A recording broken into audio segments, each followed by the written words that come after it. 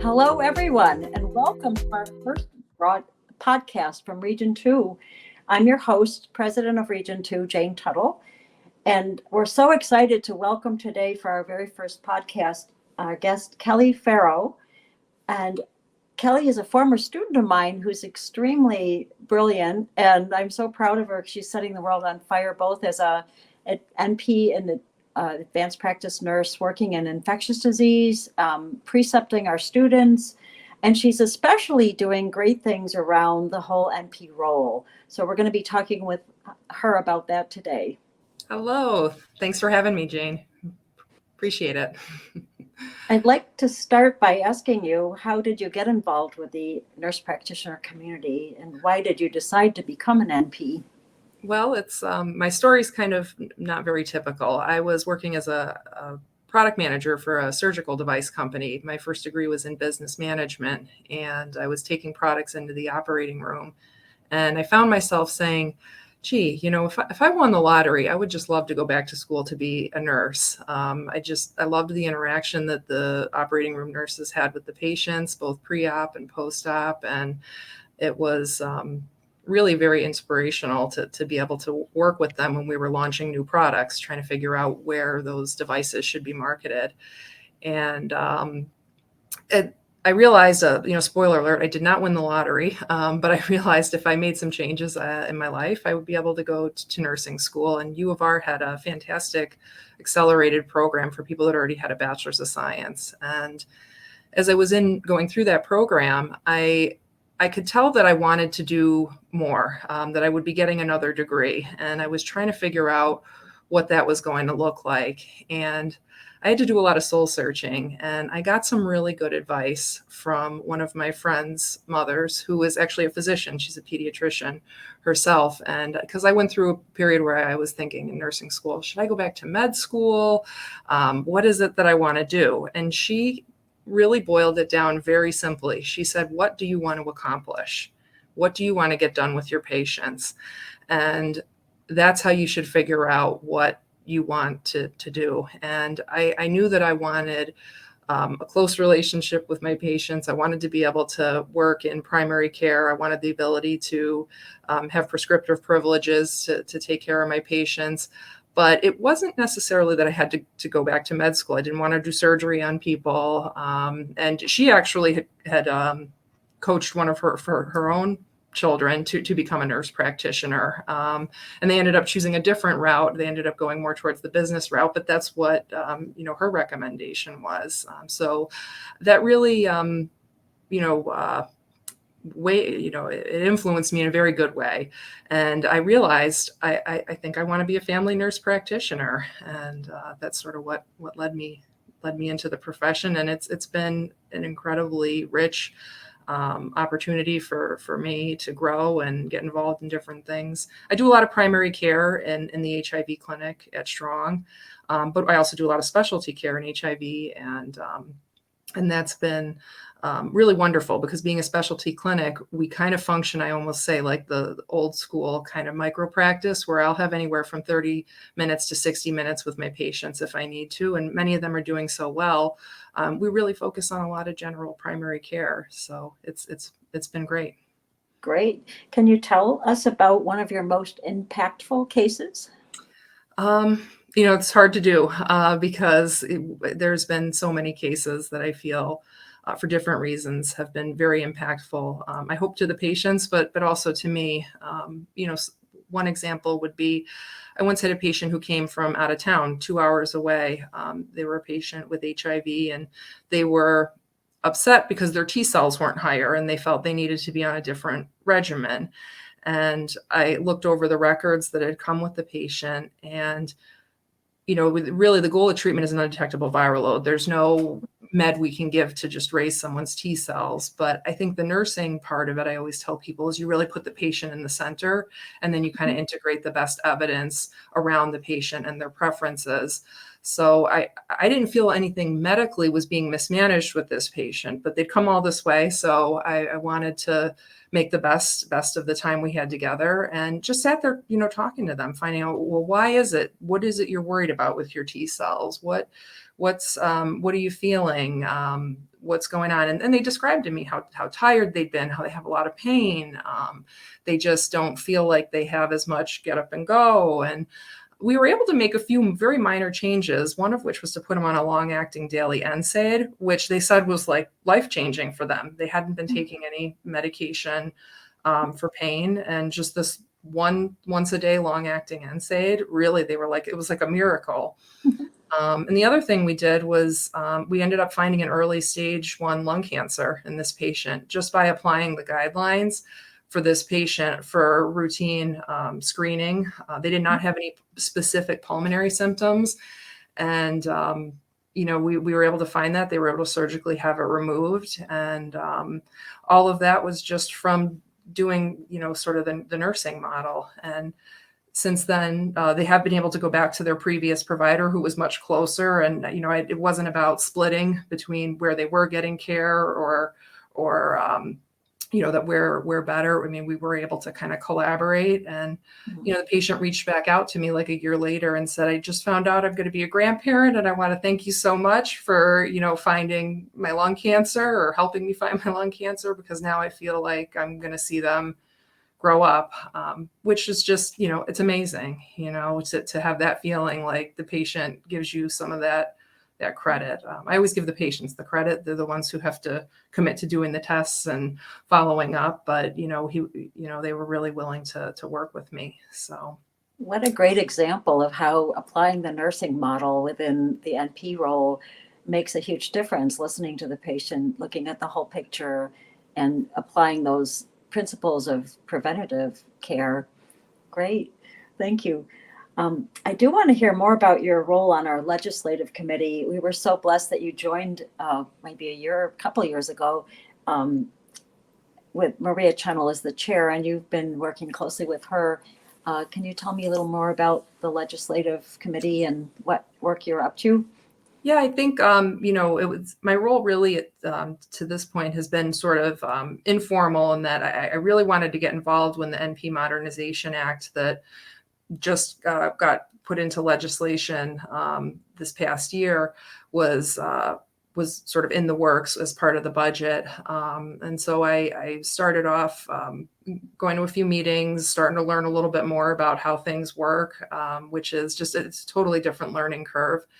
And really helping NPs to contact their senators and assemblymen and women, understanding, why this is important, how the state government actually works, and how this is what defines our, scope of practice.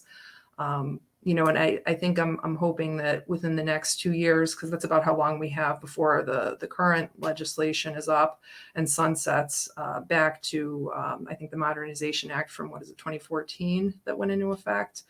I'm hoping that there'll be more opportunities to kind of assist with how we influence the legislation that we're going to need to be looking at in the next 2 years, because it's something that really does affect our practice in a very big way, whether we're political or not, or whether we think we care about those things or we don't. It really can have very big impacts on our practice in ways that we don't expect until it's too late. You're a wonderful spokesperson for the need for all of us NPs work together, become active, join the NPA, and be, involved, because you're right. The need to make this NPA Modernization Act more permanent is really the key. And so working with the U of R Medical Center's SOVI Institute for Advanced Practice, I know that you've kept the NPA's agenda on the radar of those folks. And I think others need to do the same in their own institutions. Can you tell us a little more about how you've been able to work with the SOVI Institute and kind of activate your colleagues?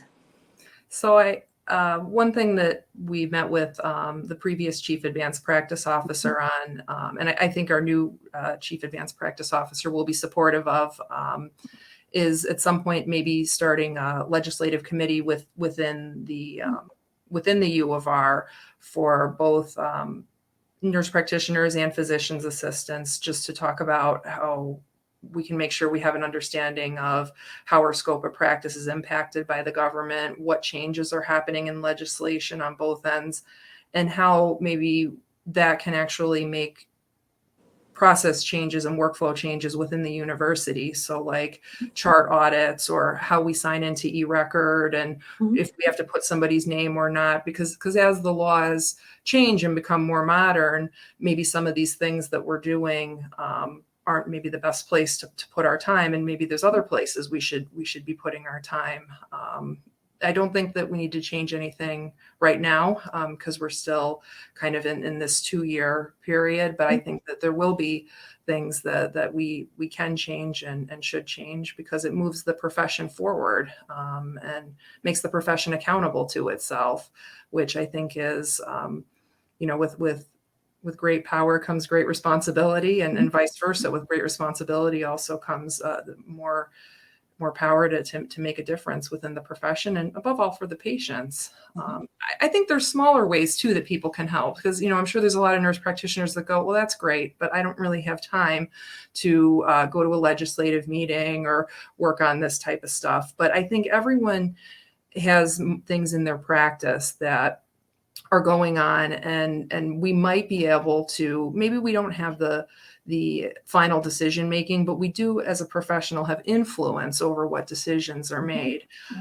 And a small example would be in our practice, one thing that was happening was with one group of the nurse practitioners, there was a thought on the part of the physicians that their work always needed to kind of be billed secondary to the physician. So they would be doing most of the work, and then the physician would come in and bill on top. And that if the level is the same, you do get a little bit more for the physician work. I think it's about 15% more. But one thing we were able to identify when we looked at this as a group is the nurse practitioners actually tend to get a lot of the patients that have more psychosocial difficulties. They tend to spend more time with the patients. So if they're spending 40 minutes with the patient working through psychosocial problems, that's automatically going to bill just based on time at a high level, even if the medical complexity was a level 3, for example, which would be a kind of a more straightforward medical problem.